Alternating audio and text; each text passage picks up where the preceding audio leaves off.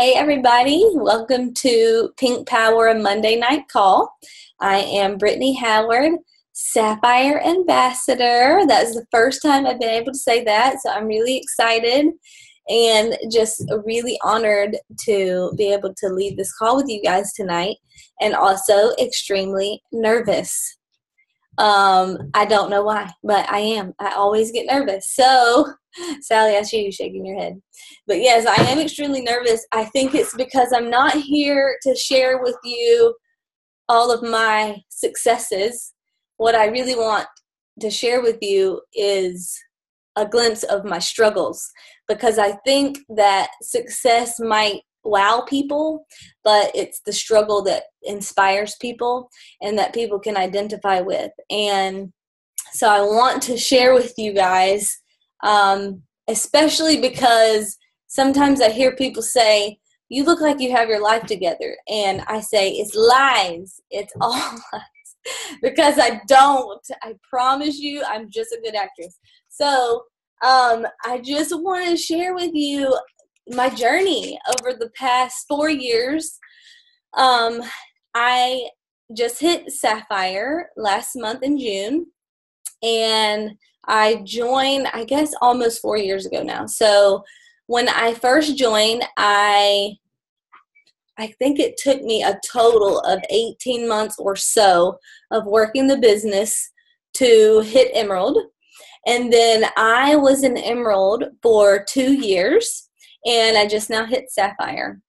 And during this journey, I have learned so much about myself, about people, about grit, and about leadership and entrepreneurship.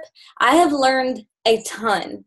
And if you're doing this right, you should be saying the same thing. So much to the extent that in 1 year from now, no matter what level you are at right now, I don't care if you joined today or 5 years ago, if you're doing this right, you should be able to look back in a year and say, look how far I've come, because I'm not the same person now that I was a year ago. And if you cannot say that, then you're probably either not working enough or not learning enough. Or it could be a combination of both. So, basically a year ago, I realized, maybe a little over a year ago, I realized that I had gone into management mode. And I didn't even know that was a thing. I didn't know what that meant. It wasn't in my vocabulary. But what I had observed was that Fallon, my direct upline, she is phenomenal at this business. And what I observed her do was find 3 people who want this business as bad as she did. And she helped those 3 people go jewel status. And she said, when you find 3 people who are as hungry for this as you are, then you will, if you find 3 people who can go Emerald, then you're going to go Diamond. And so I thought that that was what was going to happen. Whenever I hit Emerald, I thought, okay, now I have my runners. Let me now help them reach all of their goals, because in reaching their goals, then I will reach my goals when they reach theirs. So I turned my focus to my team, because I truly do want this business for every single person on my team, okay? Not just because I want to be a diamond, but because I want this level of success for every single person on my team, because I know the freedom that it creates, okay? And my vision as a leader is not to be a diamond by myself. I want us all in Hawaii together. I want us all living these financially free and healthy and happy lives together. It's not my goal or my vision to be a diamond alone, okay? It kills me that I'm going to probably have to go to Hawaii by myself again this year, because I am dying, like literally dying, for my team members to come with me. And to be honest with you, when we were at convention and they announced the cruise, and I just envisioned my entire team sailing away on a ship, and I don't get to go with them, I just about cried. So I love my team, guys. Like, love my team, and I want success for all of them. And so I had my runners, and I thought, okay, I could spend tons of time recruiting, or I can spend tons of time helping my team reach their goals. So let me do every single event with them. Let me do every 3-way call. Let me do every single coaching call, anything I could do to help my team reach their goals. I poured myself into my team. And not that I wasn't recruiting at all, but it was not my primary focus. Okay. And so I got into management mode, and I did not even realize it until Lori Welch told me, because she was like, I was like, I'm so busy. I have all these things. And she's like, tell me how you're spending your time. And so I told her, and she was like, okay, Brittany, that's called management mode. So I was like, management, huh? And she's like, that's management mode. So I realized that management mode is actually when your personal business is not your number one priority. And so I got my booty recruiting again. I started really investing in my business again. Like I said, not that I wasn't recruiting at all, but it was not, I wasn't as hungry for personal recruits as I was when I was going for Emerald, because my focus just shifted. Let me develop all the leaders. Let me do all the things, help my team go jewel. And so management mode is not great leadership, because you need to be doing things that you expect your team to do. So if you're not actively doing IPA, how are you going to help your team do IPA effectively? If they don't know what to say to this person that they haven't talked to in 10 years, or if they don't know how to handle that objection tactfully, or if they don't know how to whatever, if you as a leader aren't doing those things, how are you going to be able to help them? And so if you're not having level ones go silver, if you're not actively developing business builders, how are you going to help your team create business builders? You have to be able to do the things that your team needs to be able to do, right? And so I got into a lot of activity, and I started creating new leaders. The first person was Michelle Stuchel, who just went Ruby. Woohoo! So excited. So she was the first person, but then I recruited quite a few more. So in December, it was actually pretty scary for me as a leader, because it was like, I don't know, it was just a really abnormally slow month. So this was December of last year. It was like super slow, probably the slowest month that I had ever had since I had been Emerald. And I just thought, oh my gosh, I have reached out to everybody that I know about Plexus, and all the other people, I don't really know them, and I don't know what to say. So basically it was like cold market, and I didn't know how to do that. And I just thought, if I don't know how to do this, how am I going to help my team? Because they're going to come to a place like this in their business too. And if I don't overcome this obstacle, then there's no way I'm going to be able to help them overcome this obstacle. And so guess what I did? I overcame the obstacle. I invested in my business.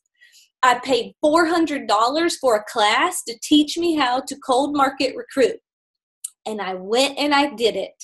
And I started recruiting people that I did not know. And so because it was probably the best $400 I've ever spent on my business, because now not only do I know how to cold market recruit, but my whole entire team does too, okay? So in December, I started getting into massive activity. I'm talking like 20 new contacts a day, to the point where, I mean, I couldn't even keep up with all the people that were responding. And so in January, I recruited 5 from the activities that I did in December. And then in February, 3 out of the 5 went silver. And in March, 2 of them went super silver. And one of those will actually be gold this month, and super excited for her. And guys, these people, I'm not just like recruiting strangers just to recruit strangers, okay? I really do spend time investing in relationships, because I'm not just about a sale. If I'm going to invest in somebody and get them on my team, I want them to be successful. and I'm going to pour my heart and soul into them. If they need me for something, then I'm going to invest in them. So that means coaching calls. That means 3-way calls. That means training, like whatever they need, like as a sponsor, I'm going to pour into them. And so I've never been like a massive recruiter, but I generally duplicate well. And that is because I invest in relationships. Like I really do care about people. I listen well, and I want to know what their needs are. I want to know what their goals are. What do they want that they don't have? And how can I help them? And what value can they add to me? That's what I'm looking for too. People who add value to me. When I'm trying to cold market recruit, I'm not looking for just any old quick recruit. If I'm going to invest my time in somebody, it needs to be somebody who's going to add value to me too. The lady who's going to go gold this month, and I hope she doesn't mind me saying this just in case she doesn't, but I'm pretty sure she's going to hit it. But she's like a Titus 2 mentor to me that I've never had. Okay. I love her dearly, and I never even met her. So that is kind of what I'm looking for, is just like solid relationships, people that I can invest in and they add value to me as well. Okay. So anyways, I say all that to say speed of the leader is the speed of the pack. Okay. So I got myself into momentum, and my team quickly followed that because I got myself into massive activity, and I started developing all these new business builders. Guess what happened in February? We went to Ruby Retreat, and I got to have long conversations with top leaders on my team. And I enjoyed every second of it. I asked so many questions, y'all. I know I was about to drive them insane with my questions. They secretly love it, but they make fun of me. But I do have lots of questions. I like to pick their brains. I want to know what they learned. I want to know what their takeaway was. I want to know what their favorite part was. I have all the questions. And they had lots of questions too. Lots of great questions, because they were feeling about like I was in my business. Frustrated, maybe stuck, right? And they had some good questions. And so we had long conversations, very quality long conversations that led to productivity. But guys, if I had not been in activity myself, if I had not just recruited a bunch of people and had quite a few people going silver and developing new people, I would have just been a history teacher, right? You have to lead from the forefront. Like, you have to be doing the things that you want your team to be doing. Speed of the leader is the speed of the team every single time. Okay. So I created momentum in my business, which had a trickle down effect, because I created new leaders and I brought new blood onto my team and new people who were excited and motivated and not feeling stuck or frustrated. It got me excited, because I'm going to tell you right now, the number one thing that motivates people is when they have a worker, when they feel like they're not doing this alone. So if you want to know how to motivate your team, find them a worker. Help them create a worker. That's how you motivate somebody, okay?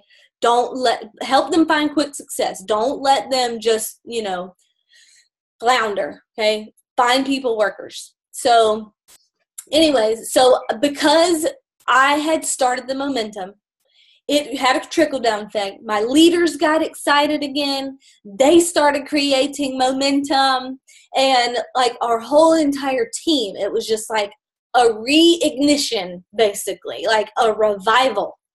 And now I'm a sapphire. So basically in December, I don't know, I think I ended at like 1,900 points or something like that.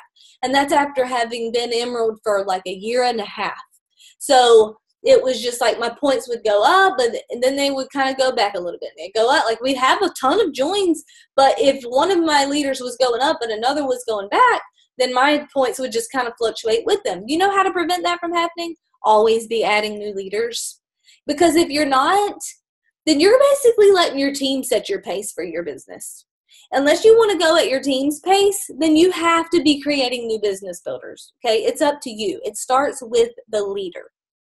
Okay, and so anyways, you guys may have noticed that my team has been on the leaders board a lot of times over the past few months. And I say my team, I wish I could put my team's name on there instead of my name, because it's a team effort. Like, I didn't get on there by myself. Okay, it takes a team full of really good people working very hard alongside you. Okay, so I wish I could substitute my name for my team's name, because a lot of the credit is due to them.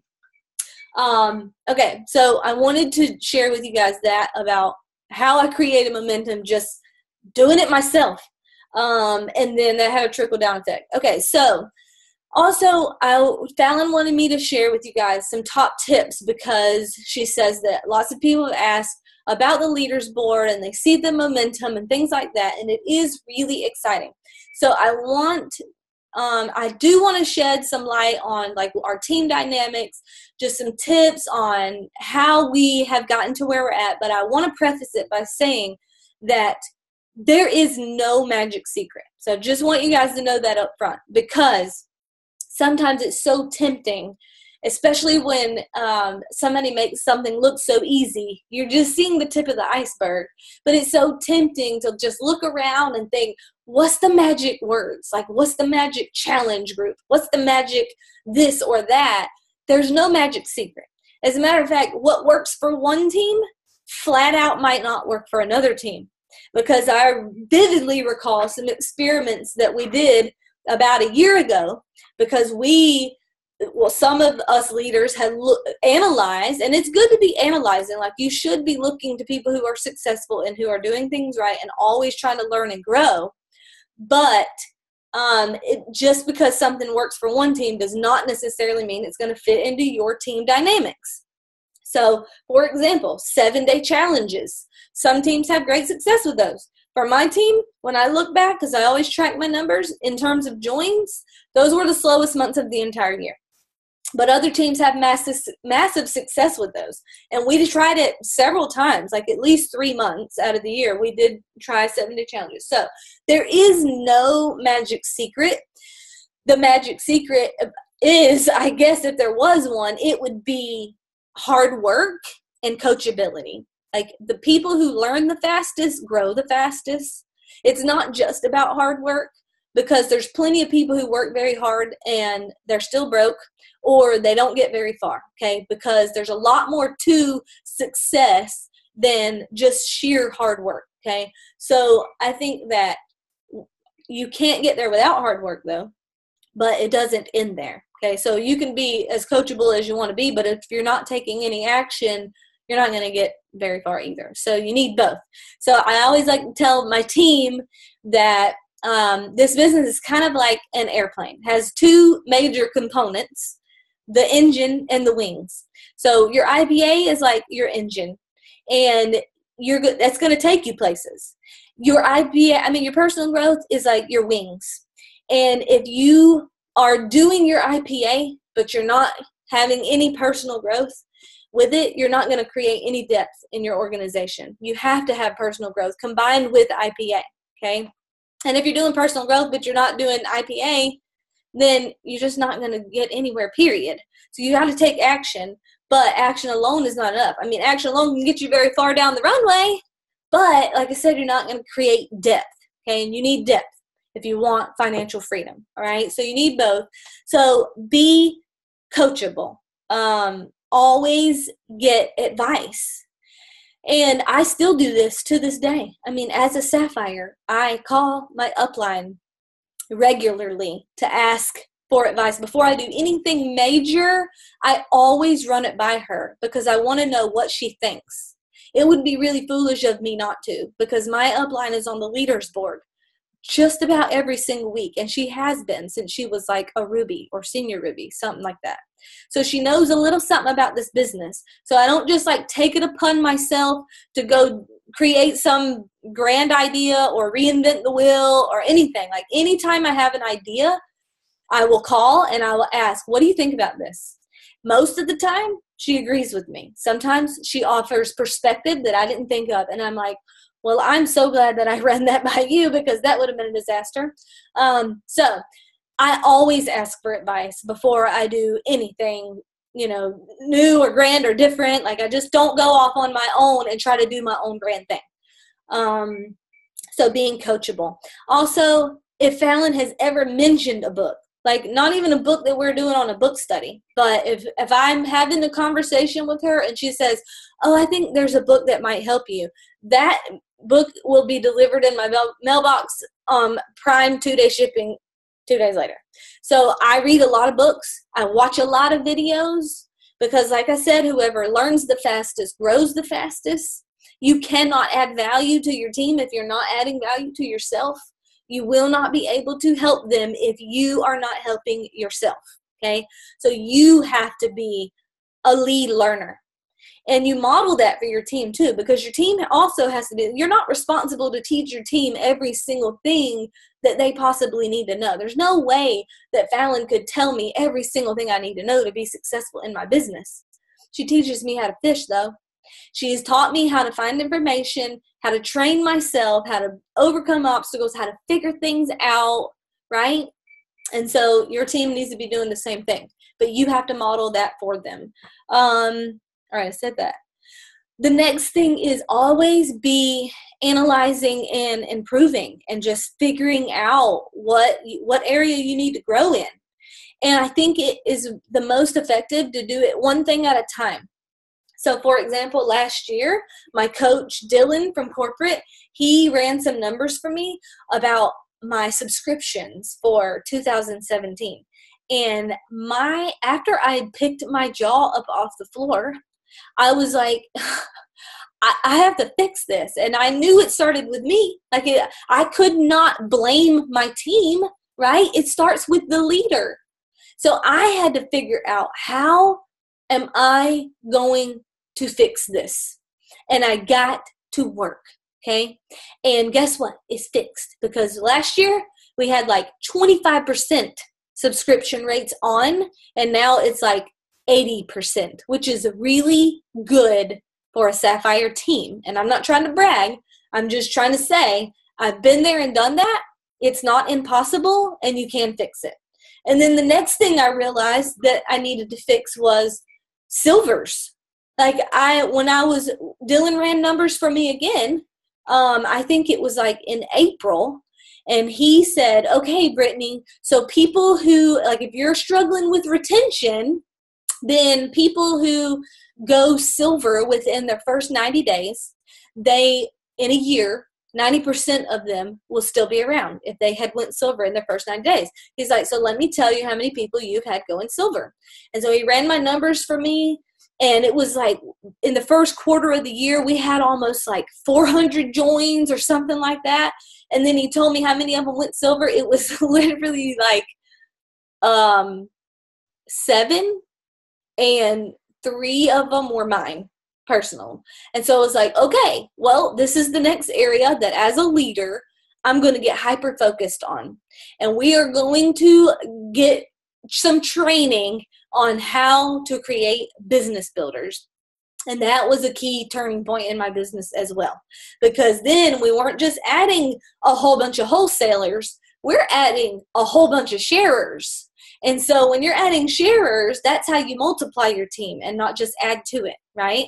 And so if I had been trying to focus on a million different things, because I mean, I'm a green, so I analyze and I overanalyze. It's like a blessing and a curse. Like I'm always stuck in my head. If I were to try to focus on all the things I want to fix, I would literally lose my mind, okay? So you really do have to get focused on one area. Like what is the number one challenge that you're facing in your business right now? And then get focused on how to fix that one area.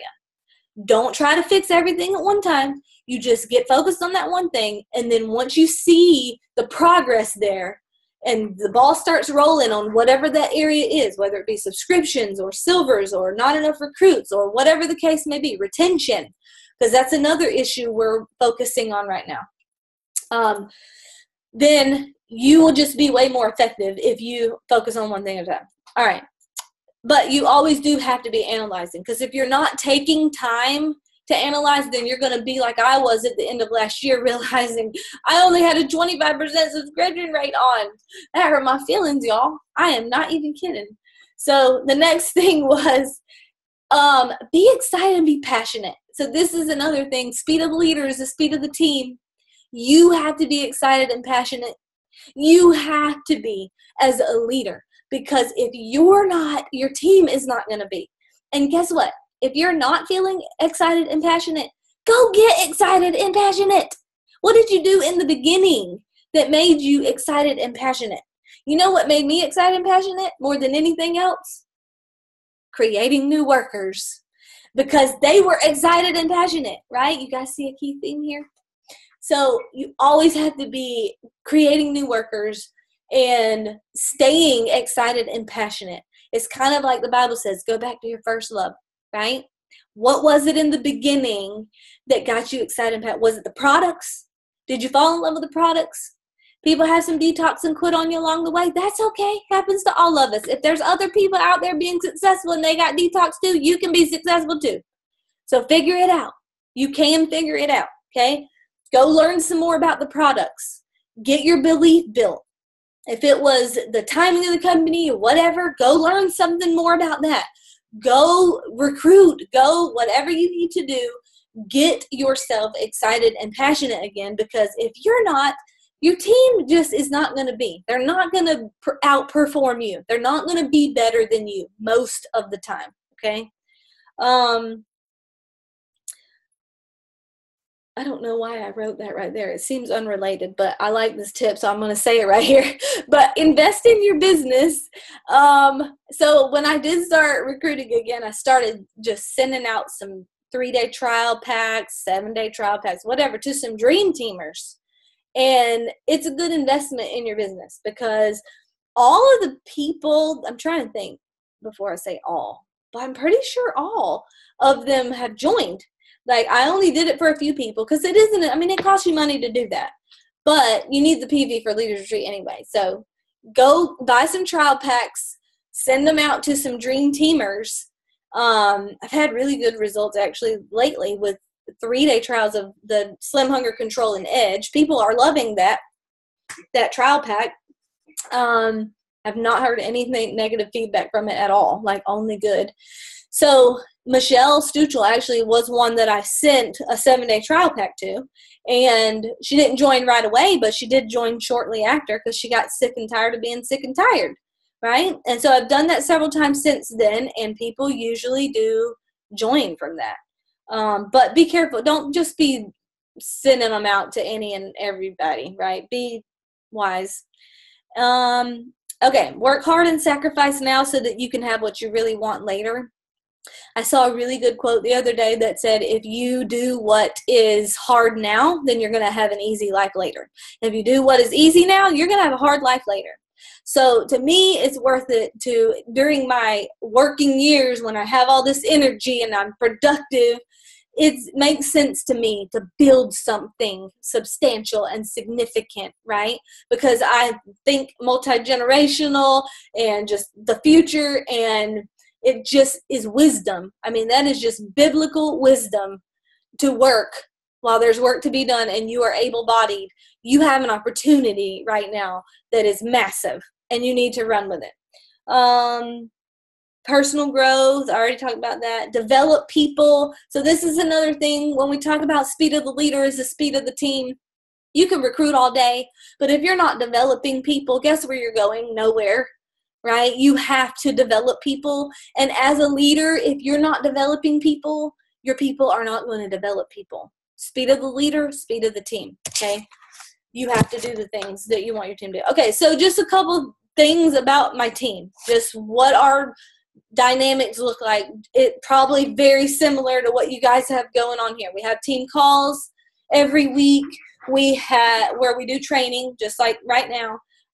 We have accountability calls. We have just implemented that in the past like 4 months or something like that, and we love them. My team loves them. I love them, and that they have just been very beneficial. So I saw Brooke Hemingway and Emily Gibson talking about these accountability calls. There's there's a YouTube video about it. But we just get on there and we share our stats for the week, how many new level ones, how many follow-ups and new contacts, what did you learn, what was your challenge, what wins did you have, and we just kind of share. We cut it off 30 minutes prompt sometimes before then, and it's for people who are absolutely committed, because I don't want excuse makers. It's for people who are absolutely committed and people who are going to add value, because I don't want negative Nellies on there either, so I choose very carefully who I ask to be on there. I only ask people who are going to add value. Like, even if they're sharing a challenge they faced, it's still going to be valuable because of the way they word it. That's the kind of people I want on there. And guess what? They do add value. Culture eats strategy for lunch. I think that's another major component of why our team has been so successful, is because we have a great culture. Like, we really do love each other. We hang out any chance that we get. Outside of Plexus, I mean, obviously we talk Plexus because this is part of who we are, and we love what we do, but we also love each other, and we work well together. So culture eats strategy for lunch, but you need a culture of movement. Like, you can't just be over there having your old little YMCA club. You have to be working at the same time, right? So you got to be working together. And I think that is super important. And we do have a jam up culture. I love my people. Okay, book studies. We do the same exact book studies.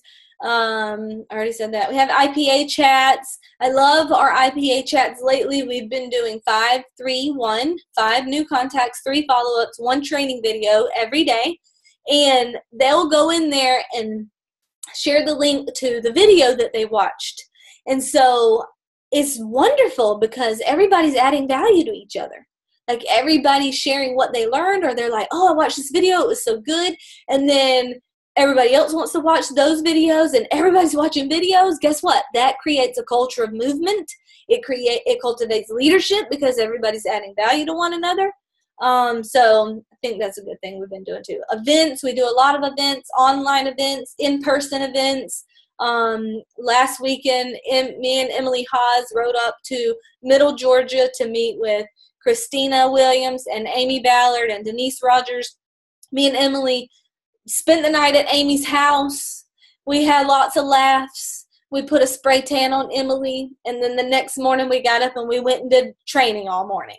And then we went and had lunch as a team. So we worked Friday night at a Sip and See. We had dinner together. Then Saturday we worked all morning, and then we ate lunch together. So we work, but we play too, and we have a great time. So again, culture and events. And then cultivate leadership is the last thing. So I'm always looking for people's strength zones. I'm a firm believer that the best you'll ever be at a weakness is mediocre. And mediocre is not my jam. I want excellence, and I want excellence for my team. And so I'm always looking for their strengths, because if you work really hard on your strengths, you can be great. So to me, it's a waste of time to work really hard on trying to, improve your weaknesses.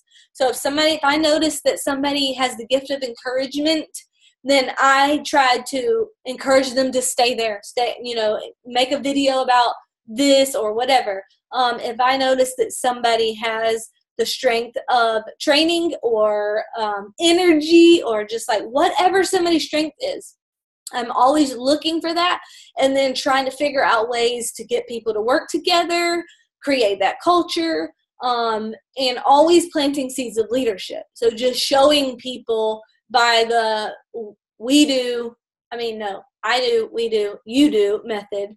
Like, this is what I do as a leader. Now let's do this together. Okay, now you go do it, kind of thing. And I do that with 3-way calls or events or leading book studies. I don't know, go make a video, anything that somebody can do to add value to somebody. I just always encourage them to do that. Okay. All right. So that's about all I have. Message me if you have any questions. Don't get mad if I don't respond right away. That was for my team. But I will get to the messages as soon as I can. Okay, love you guys. And so thankful for you. Thanks for the opportunity to be on here tonight. And I will see y'all later. Bye.